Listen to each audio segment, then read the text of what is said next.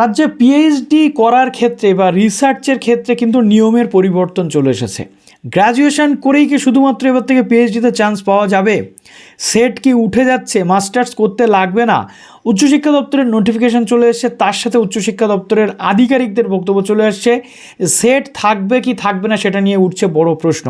এবং রিসেন্ট একটা ইউনিভার্সিটির পিএইচডি অ্যাডমিশনের নোটিফিকেশান চলে এসেছে, সেখান থেকে আমরা দেখিয়ে দেবো যে বর্তমানে নোটিশের পরেও সেট রিলেটেড একটা ম্যাটারে ইউনিভার্সিটি কি নোটিফিকেশান জারি করেছে। তো যারা নতুন আছেন অবশ্যই চ্যানেলটিকে সাবস্ক্রাইব করে পাশে থাকা বেল আইকনটি ক্লিক করে দেবেন, যাতে সমস্ত তথ্য আপনার টাইম এখান থেকে পেয়ে যান। এবং প্লিজ ভিডিওটা প্রচুর শেয়ার করুন বন্ধুদের মাঝে এবং লাইক করতে একদম ভুলবেন না। ওকে, তো প্রথমে আপনাদের বলি, উচ্চশিক্ষা দপ্তর একটা নির্দেশিকা চলে এসেছিলো এবং এটা শুধুমাত্র উচ্চশিক্ষা দপ্তরের নির্দেশ নয়, এটা ছিল আমাদের 2024 সালে ইউনিভার্সিটি গ্র্যান্ট কমিশনের একটা নির্দেশিকা, যেখানে আমরা দেখতে পাচ্ছি যে 28শে মার্চ 2024 ইউনিভার্সিটি গ্র্যান্ট কমিশন একটা নোটিশ আনে যে ইউনিভার্সিটিগুলোকে প্যাড রিসার্চ এলিজিবিলিটি টেস্ট যেটা রয়েছে সেই টেস্টের ক্ষেত্রে বেশিরভাগ ক্ষেত্রে আমরা দেখেছি যে সমস্যা হয়, অর্থাৎ ন্যায্য যারা তারা কিন্তু এখানে সুযোগ পায় না।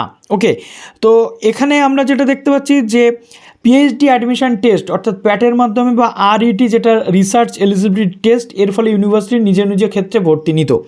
কিন্তু ইউনিভার্সিটি গ্র্যান্ট কমিশনের 2024 যে নোটিশটি এসেছিলো সেখানে বলা ছিল যে না, এই রিসার্চ এলিজিবিলিটি টেস্ট বা প্যাটের মাধ্যমে আর পিএইচডিতে অ্যাডমিশন নেওয়া যাবে না।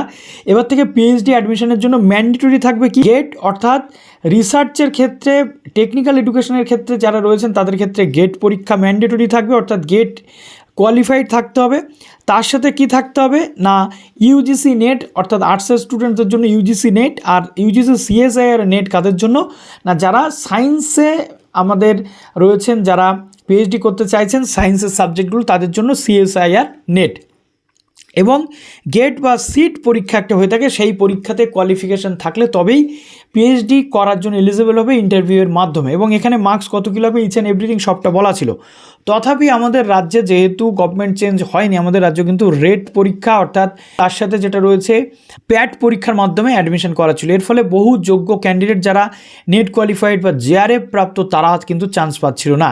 এক্ষেত্রে ইউনিভার্সিটির ক্ষেত্রে স্বজন পোষণের একটা বক্তব্য চলে আসছিল, কিন্তু যেহেতু গভর্নমেন্ট চেঞ্জ হয়ে গেছে, এখন আমাদের ওয়েস্ট বেঙ্গল গভর্নমেন্ট সেন্ট্রাল গভর্নমেন্টের যে রুলস এবং রেগুলেশন রয়েছে পিএইচডি রিলেটেড, অর্থাৎ হায়ার এডুকেশন ডিপার্টমেন্ট বা উচ্চশিক্ষা যে বিভাগ রয়েছে বা ইউজিসি রয়েছে, তাদের ডাবল ইঞ্জিন সরকারের যে পদক্ষেপ সেটা এগিয়ে নিয়ে যাচ্ছে। এবং 4 তারিখে আমরা যেটা দেখতে পাচ্ছি উচ্চশিক্ষা দপ্তরের পক্ষ থেকে চলে এসেছে একটা নোটিফিকেশান, যে নোটিফিকেশানটাতে পরিষ্কার বলা রয়েছে যে 2024 যে নিয়ম ইউজিসি দিয়েছে সেই নিয়ম অনুযায়ী তার থেকে নেট, গেট, সিএসআইআর নেট ছাড়া কেউ পিএইচডিতে কিন্তু অ্যাডমিশন নিতে পারবে না। এবার আমাদের রাজ্যে প্রশ্ন উঠছে যে তাহলে সেট পরীক্ষা কি উঠে যাবে? সেটের কি কোনো আর গুরুত্ব থাকবে না? দেখুন, এখনও পর্যন্ত উচ্চশিক্ষা দপ্তর এই নিয়ে কোনো কথা উল্লেখ করেনি ওই নোটিশে যে সেট থাকবে কি থাকবে না। কেননা সেট হচ্ছে ইউজিসি স্বীকৃত আমাদের ওয়েস্ট বেঙ্গলের অর্থাৎ কলেজ সার্ভিস কমিশনের দ্বারা পরিচালিত একটি এন্ট্রান্স পরীক্ষা এবং কোয়ালিফিকেশানের পরীক্ষা, যেটা নেট এবং গেটের সমতুল পরীক্ষা। তো সেট থাকলেও সে কিন্তু এলিজিবিলিটি পায়, কিন্তু কি নেট বা গেটের জন্য কেন লোক ট্রাই করে? তার কারণ নেট, গেট বা সিএসআইআর নেট পেলে যে কেউ জেআরএফ পেতে পারে। আবার অনেক ক্ষেত্রে এটা অ্যাসিস্ট্যান্ট প্রফেসর হওয়ার কিন্তু স্বীকৃতি বা তার একটা যোগ্যতা মান নির্ধারণ করে। এখন প্রশ্ন হচ্ছে তাহলে সেট থাকবে কি থাকবে না। দেখুন, এই নিয়ে ওই নোটিশে কোনো উল্লেখ না থাকলেও পিএইচডিতে সেটের ভূমিকা থাকছে না, একজন বিকাশ ভবনের কর্তা কিন্তু ব্যাখ্যা দিয়েছেন। ওকে, তিনি কি বলেছেন যে পিএইচডি করার ক্ষেত্রে স্টেট এলিজিবিলিটি টেস্টের ভূমিকা থাকছে না, তা এতদিন কার্যত স্পষ্ট করে দিলেন বিকাশ ভবনের কর্তারা।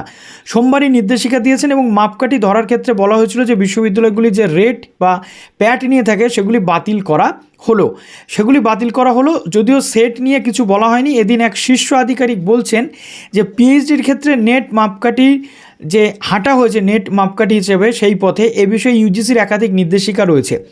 এরপর থেকে সহকারী অধ্যাপক নিয়োগের ক্ষেত্রে সেটের ভূমিকা কী থাকবে সেটা নিয়ে প্রশ্ন থেকে যায়। অন্যান্য রাজ্যে সেট রয়েছে কিনা তা দেখে এ ব্যাপারে সিদ্ধান্ত নেওয়া হবে, অর্থাৎ এখনও পর্যন্ত এই সিদ্ধান্ত নেওয়া হয়নি, জানিয়েছেন সেই আধিকারিক। সেট বন্ধ হয়ে গেলে অবশ্য রাজ্যের কলেজ সার্ভিস কমিশনের দায়িত্ব অনেকটা কমে যাবে, তারা শুধুমাত্র নিয়োগকারী সংস্থা হিসেবে কাজ করবে, জাস্ট লাইক এসএসসি বা স্কুল সার্ভিস কমিশন। প্রশ্ন হচ্ছে সেট বন্ধ হওয়ার কি আদেও কোনো সম্ভাবনা রয়েছে? এটা পরবর্তী ক্ষেত্রে বলা হবে, গভর্নমেন্ট ক্লিয়ার করলে তবেই কিন্তু এটা বলা যাবে।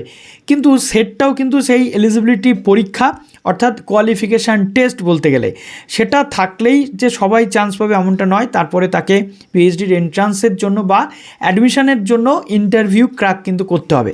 কিন্তু সেট উঠে যাবে এটা এখনই বলা ঠিক নয়, এটা পরবর্তী ক্ষেত্রে সিদ্ধান্তযোগ্য।